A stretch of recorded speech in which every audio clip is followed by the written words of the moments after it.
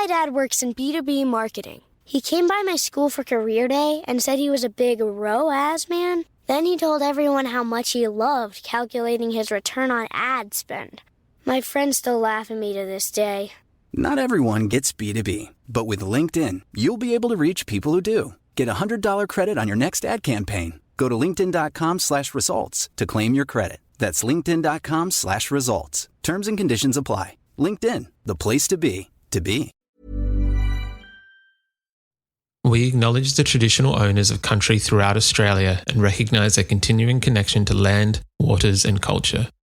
We pay our respects to their elders past, present and emerging.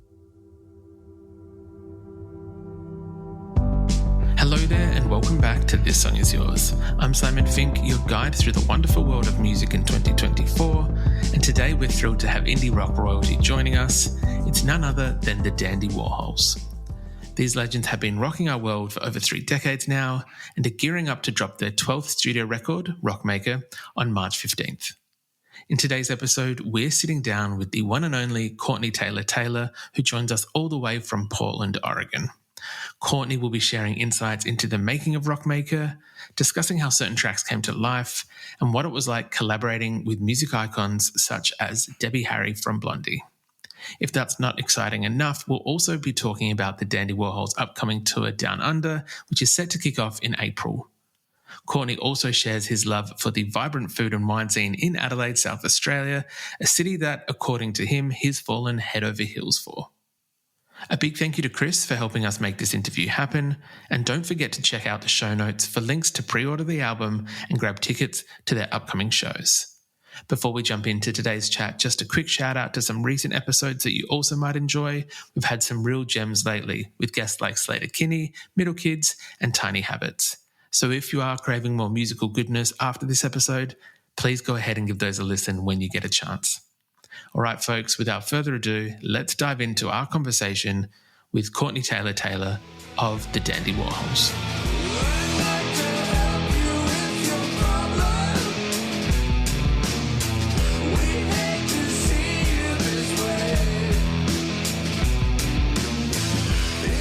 Please welcome to This Song Is Yours, Courtney Taylor-Taylor from the Dandy Warhols. Courtney, hello. How's it going?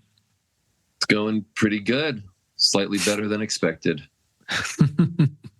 That's good to hear. What's got you slightly better than expected, if I may ask? Well, the single with Slash is doing very well, and the record is getting a lot of press. I'm doing hours and hours of interviews a day. So people are pretty stoked about it. We've got a label that seems to hustle and work and be really excited about how cool this record is. So kind of all those things that you hope for. I can very much appreciate that. And it is a very exciting time. And I would agree. There's a lot of excitement around this brand new record. There's a new studio record coming from the band. It's called Rockmaker. It is out March 15th. And as you mentioned, there's a brand new single out at the moment featuring Slash, which is called I'd Like to Help With Your Problem. Congrats on the single and on this brilliant forthcoming album. We were very lucky enough to have a bit of a sneak peek and have a listen to it. I wanted to ask, I guess with it being a brand new record, I think it's the 12th record that's coming out as a studio record from the band. Is there still an element of nerves or excitement when it does come to putting out new music from the Dandy Warhols? Well, this one, we've just, we've done self-releasing stuff and we've just learned a lot. So this is our first time back with a label where we are more experienced and they're good. Like they listen to us and they don't want to break up our team of, PR and, design and all this shit. There's just so much now, digital media, how to interface with the world. And we have people that we like and that we trust, and they're doing great. And then the label has their own connections and their own people that they have had good results with. And so, I think, this is a record that we are trying harder. We're working harder. I haven't worked this hard in, I don't know, like decades, actually. Mm-hmm. It's been very lazy, easygoing, groovy vacation. Record release. Yeah. Well, let's put this record out, kind of thing. This one is it's a grind. It's not easy. It's not, but it's great. It's working, and it's kind of fun, I guess. I imagine that through 12 studio records, you've probably gone through the I don't want to say the machine, but like there's so many different ways to promote a record over that many years. I imagine that you've probably seen it all, and through zines, magazines, podcasts now, that has kind of like an effect in terms of how you approach each record release. Yeah, definitely. And it's who that does certain things, that is, adept at, that's into finding all the podcasts that would be appropriate or interested in, the record, that kind of a record, And yeah, it certainly has. I mean, and there's been so many false starts and weird shit and record labels popping up and then disappearing. And yeah, it's we lived before there was digital recording. We were recording on tape. Yeah. MTV was the single greatest gatekeeper of music on earth. And, if they liked you, they could, and they did in our case, and they did the best they could for us. We didn't have, rap rock or grunge hits. So they found cool ways to play our videos and, be a part of helping the Dandies get known and find our audience around the world, the parts of the world. Australia always had, I think, Rage TV. Rage was your MTV, and they were also very cool to us. I would, as a young man growing up in the early 2000s, I would agree with that. I've seen many Dandy Warhols videos across Rage on our ABC channel, which is, I think, different to the ABC channel in the States. I know that there's a lot of Australian fans. American. I think the BC are the same. It's just whether it's Australia or America being the A. Very true. I know that there's a lot of Australian fans that I've spoken to who are excited about this new record that you're putting out, Rockmaker. The sonics of this record, I was kind of surprised. Obviously, every band, you hope most bands evolve or they try new things with sound. I was kind of surprised with this in terms of, maybe if I wasn't aware that it was a Dandy Warhols record, might not have placed it in that same category. There's a bit more, I don't even think evolution, but there's different sounds going on with this record. With Rockmaker, there's post-punk, there's elements of more fuzz, grunge, even like little bits of metal on this record. I'm very curious for yourself and for the band, is that something that is discussed prior to writing the songs and going in? Yeah, this song was absolutely, I mean, this record was absolutely, it was definitely, every song has to start with a metal riff, whether it's slow or fast, more punk or slow sludge.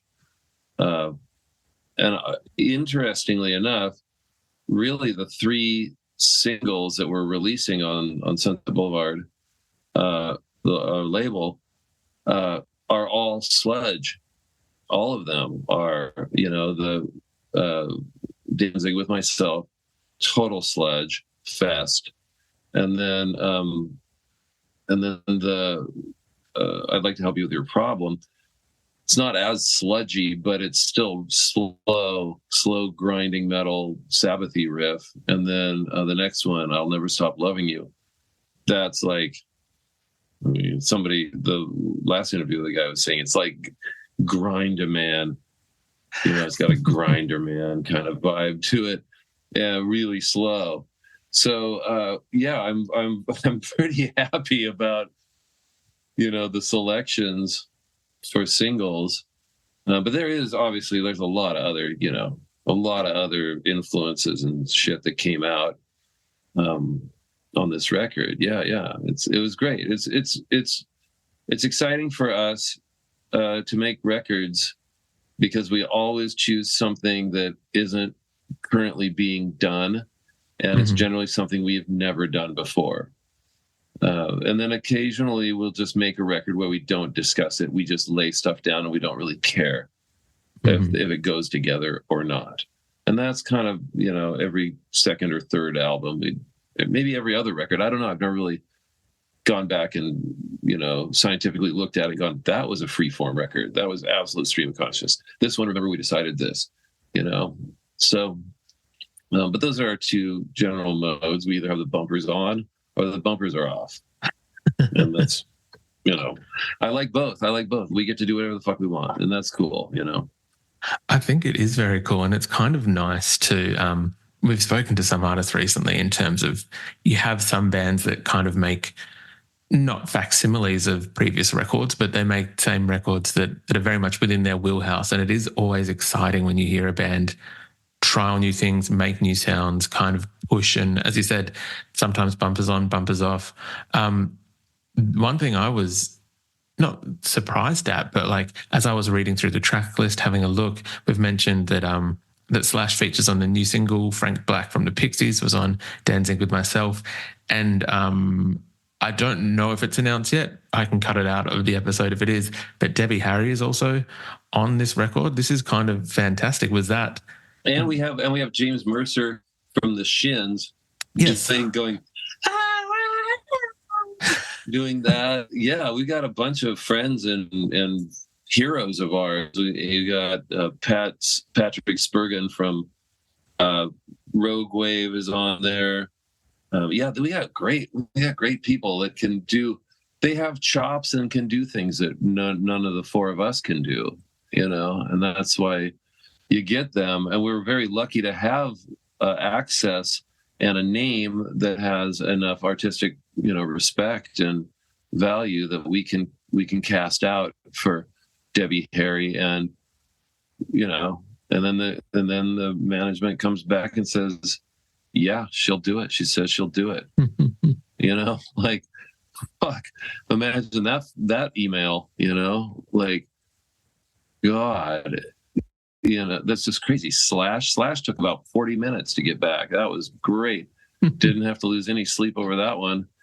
He just came back, his manager came back to our manager and said, yeah, man. Yeah, he'd love to do it. He loves it. He thinks it's really cool. He really wants to do, what do you, and then they come, what are you looking for? He's like, what kind of thing do you want? And of course I said, Vietnam vet rock, like LSD rock, 1970 wah-wah pedal shit. And fuck, talk about a wheelhouse, dude. That guy is deep. There's like modal Middle Eastern stuff in there. It's exotic and gorgeous and textural, and it's just beautiful. I never tire of it. I listen to it every day. It's an incredible sounding record. I have to admit that. With these kind of guests, were they, I guess when you're in the studio and writing these songs, were you thinking in your mind, regardless of whether it's Slash or Debbie themselves, were you thinking, oh, this needs some form of guest, or this is a line or a melody run for someone that's not us? Like, it usually happens with one of us trying to do it. Somebody will, try. I tried to sing that Debbie part, right?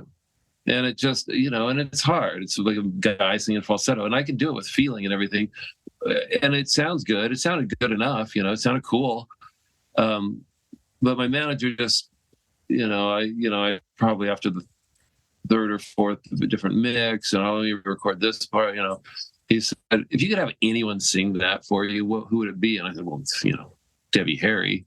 But, who do I know that I could get? No one, I'll keep working on it. He goes, you want me to ask, And I said, of course. So this is a record of a lot of Hail Marys, you gotta give it a try. And that one, that took a lot longer. to get an answer back. But then it was like, cool, man. Chris Stein likes it too. He loves it, and da-da-da. God, man, let me tell you, though, when that came back and we got that placed in the mix and got her voice in there and got the kind of spaghetti Western orchestral sound to her voice, it really showed me that with me singing, like... Hey, I'm Ryan Reynolds. At Mint Mobile, we like to do the opposite of what Big Wireless does. They charge you a lot, we charge you a little. So naturally, when they announced they'd be raising their prices due to inflation, we decided to deflate our prices due to not hating you. That's right. We're cutting the price of Mint Unlimited from $30 a month to just $15 a month. Give it a try at mintmobile.com/switch. $45 upfront payment equivalent to $15 per month. New customers on first 3-month plan only. Taxes and fees extra. Speed slower above 40 gigabytes. See details. My dad works in B2B marketing. He came by my school for career day and said he was a big ROAS man. Then he told everyone how much he loved calculating his return on ad spend. My friends still laugh at me to this day. Not everyone gets B2B, but with LinkedIn, you'll be able to reach people who do. Get a $100 credit on your next ad campaign. Go to linkedin.com/results to claim your credit. That's linkedin.com/results. Terms and conditions apply. LinkedIn, the place to be, to be. It cannot achieve this level of maybe professionalism or something. I just will never be that kind of singer. I am a rock art experimental singer. Mm-hmm. And Debbie Harry is a real singer, and she always was. And obviously when you think of Debbie Harry, you just think fucking cool, hot, really hot, and dresses really cool. And that was her thing. She was the hottest, coolest chick in the world for a good number of years. People don't go, oh, vocal chops. God, what a legend, And most of her time she wasn't using, you don't notice. You listen to In the Sun and you go, in the sun, away for that day. And you go, it's fucking great. What a great singer. Cool singer. You watch it live in like late 70s, get a YouTube of it live. And she's pogoing and just thrashing around. And then she's hitting every note perfectly. It's unbelievable. So having her was on that. But, the same thing with Slash, like that Frank Black, getting him on that record. When you get it in there and you get it in the mix and then you go, okay, and everybody bongs, you take a big bong rip. And then you wait, and then you sit around and you chat a little bit, oh my God, blah, blah, blah, blah. Then you go, okay, turn on, hit play. And like when the Frank Black thing came in, out of all that chaos, the sludgy chaos and all the sounds and all the textures, and then it breaks down, and then he plays that part. Peter turned around to me and just goes, a moment of sanity. And I was like, fuck, God, yeah, absolutely. Because you wonder, when you make that much of a noisy, chaotic song, you wonder if it's really going to work for 4.5 minutes. That's a long time for a piece of music. And God, having him in there, it made it possible. It just made it easier to get that thing to work. It excuses the other 2 minutes of tension and chaos and, sonic dissonance. It is, absolutely stunning, the kind of work that you've managed to pull together on this record with the band and with these guests. I was wondering if you might indulge me just for a minute or so.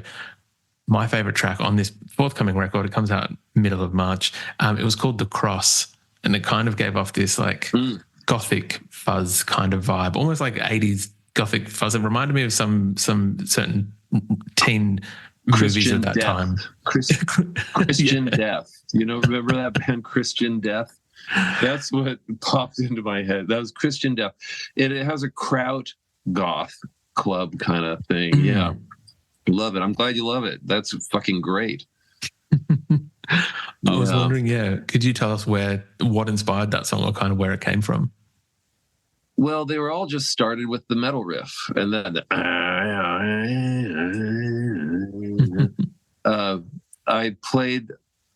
immediately just thought goth club. You know, Peter and I were both goth dance club kids.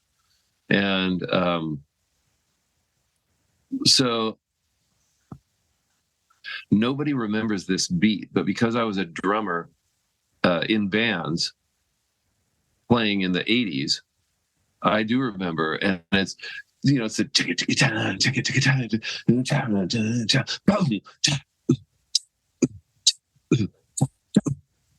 it's a very Englishy kind of, you know, version of Kraut from that front 242 or any puppy, or I can't quite remember who or where exactly what tracks did that, but it was everywhere in '89. And then I was like, yes. I was a drummer my whole life until the Dandy Warhols. It's my first band playing guitar and singing, and you know, and I got to get that beat, that total authentic 80s goth dance club beat into a song and then release it into the world. I'm super proud of that. That is a total achievement in my little mind. It is an incredible song, and so thank you for indulging me to ask about it. I'm very excited to have this record out and for people to be able to listen to it. I'm excited to be able to see that song live. As mentioned near the top, you are coming back to Australia in April. I don't think we're going to have time to learn that before we have to go, but maybe we will. We'll try. Look, no pressure. I'm happy to hear whatever of the new record. I was going to ask, is there a certain track from the new record that you're kind of excited to get out there in a live setting and play to people? Yeah, we're working on learning them right now. We're just trying to learn the 4 singles right now so far for the American tour, which starts in a week.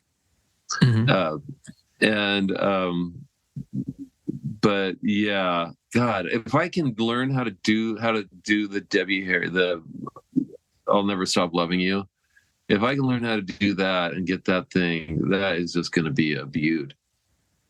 So gorgeous. But they all are. I mean, it's just exciting to have new songs, and they're getting there. They're getting cool, you know, because you gotta learn them, and it has to be a lot of muscle memory so that you don't have to think about everything you're doing. It's hitting pedals, playing the guitar, and singing at the same time is not that easy. But it's a hell of a lot easier than playing guitar and talking at the same time. Singing is interdependence in the rhythms and the notes. So this is going jung, jinga, jung, jinga, jing, junga, jung. And you go, well, and all the and they're interdepending on each other. So the rhythms are either on or in between, perfectly in between or on. But going and then going, I'll never stop loving you. Randomly, no rhythm to it. Just this happening. Fuck. That's a lot of what my days are spent doing right now. Learning how to do that. I just got Danzig with Myself Down. I've forgotten how to do that because that is more rhythmic than Never Stop Loving You. And so I that one, I got that one together. That's cool. It's sure, and learning how to do that has made all of the other songs so much better and easier for me to really focus on. I think I'm developing greater, you know, hemispheric coordination and communication than I've probably ever had. Certainly musically, never had to do that. And you've got the two sides that are, you know, they have to be working together. So it's good. I feel mentally I think it's cool. It helps me be a more positive and less neural ruts to get caught in. by doing shit like this. Yeah, very, very fair, especially when you're, as you said, you're playing a lot of shows on this tour. I think having a look at the US dates, the Australian dates, and I think there were some other dates after that, is that you're obviously going to be playing these songs for a while. The more, to take the phrase you use, the muscle memory that you can have with them, obviously, the better. I do want to very quickly ask, obviously, we're very excited to see you down here in Australia. I think there's been extra shows added to Adelaide, to Melbourne. I think one other city had a second show added as well. For yourself, I know you've come down here quite a few times. Do you have any core memories from previous Australian visits or something that sticks out in your mind? Oh, tons. We spent so much of our lives in Australia, and we've just had such amazing experiences and life experiences and such great friends down there. Right now, one of my favorite things is that often we go in Sydney, we go to the Zebra Bar right on the water down there, and just basically gorge ourselves on white wine and seafood, really good white wines. Like that guy has gotten really into really good wines, and mostly whites, but he has some great reds as well. But geez Louise. Yeah, food and wine, man. That's something that is just, it's everywhere.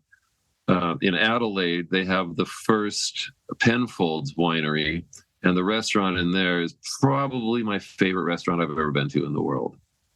I must have eaten or tasted 35 things on that tasting menu I did. There's probably 35 different things that you taste, and I did the amped up, super pumped up wine pairings list, which is then they get out past, now it's 20-year-old Bordeaux and things like that, not just Penfolds, 20-year-old Bin 707s or Granges or whatever. There's all sorts of shit, and God, what a spectacular chef. I mean, that was definitely the best chef I've ever sampled in my life, and I've eaten at some Michelin-starred restaurants, around the world. So, boy, anyone, get yourself in there, save up your pennies because it ain't free. But God, it's if you like really interesting and mind-blowing food, if that's a priority in your life, go there. We're an Adelaide-based podcast and have had the lucky fortune to one time go to the Penfolds place that you're talking about. Incredible wine and incredible food that they've done there. Some immaculate things they've done. So nuts. I love Adelaide, man. When we were in Adelaide with the Hoodoo Gurus, we were in there for a couple of days, I think maybe 3 days or something, and we were just staying right there in that central market area, and that was one of my favorite experiences of tour ever in my life. I think a lot about getting back to Adelaide. I really, really loved that city, and I think it's my favorite Australian city now. If I could go to any Australian city and live for a week, it would be Adelaide. We do. For Adelaide. We do tend to have good wine and good food here, so we have that going for us. Courtney, the vibe, the speed, the culture, just the press of humanity in that area, and the super confetti cannon of cultures in there. That was cool, man. It's cool. I want to go. I want to be there right now.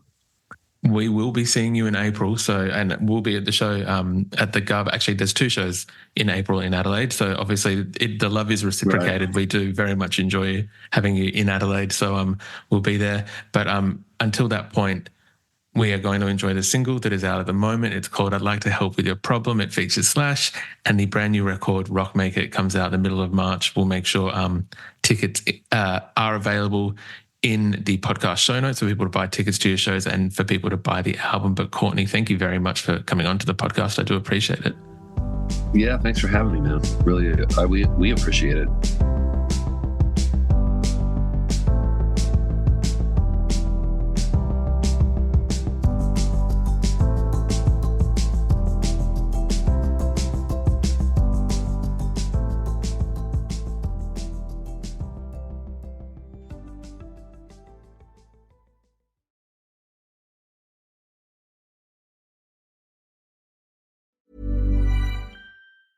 If you're taking care of a senior loved one, then you know it can be hard. Remember, it's okay to ask for help. There's a reason why 29 million families have turned to Care.com. Experienced senior caregivers can help with everything from meal prep to taking your loved one to doctor's appointments. And every caregiver you hire is background checked. So important for peace of mind. Find full-time, part-time, or even occasional help that fits your family's schedule and budget. Get the support you need with Care.com.